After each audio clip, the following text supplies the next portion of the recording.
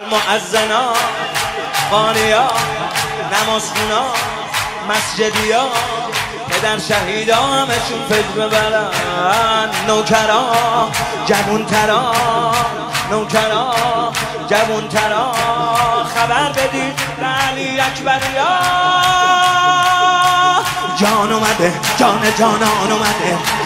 جان اومده جان جانان اومده بدون واسطه خود قرآن اومده بدون واسطه خود قرآن اومده دلبر اومده علی اکبر اومده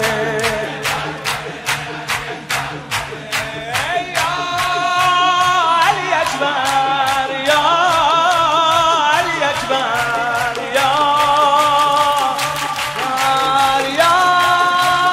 علی اکبر یا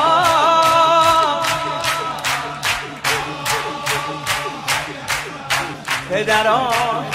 پسران آقازاده ها با اصالت ها هر کسی که غلام خونوادته ریش سفیدا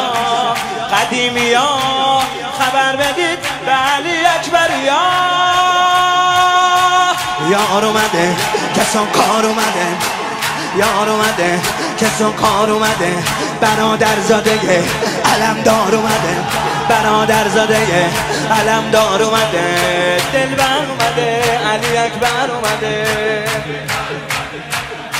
یار اومده یار اومده کسان کار اومده یار اومده کسان کار اومده برادر زاده علمدار اومده دلبر اومده علی اکبر اومده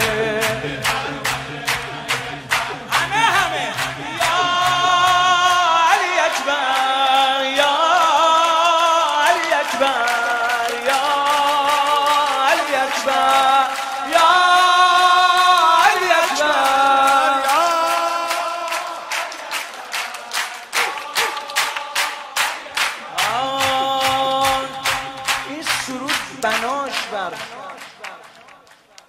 اینه که یه ذره کوچه خیابونی تر کلماتش گفته بشه، اما عشق از همه اینا. سفره دارا لوتیا اهل دلا داش مشتیا همه اونایی که بلا گردونتن با ادبا با نجابتا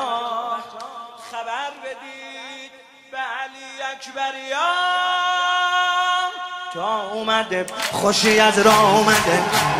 تا اومده خوشی از راه اومده ببین گل پسر ام لیلا اومده ببین گل پسر ام لیلا اومده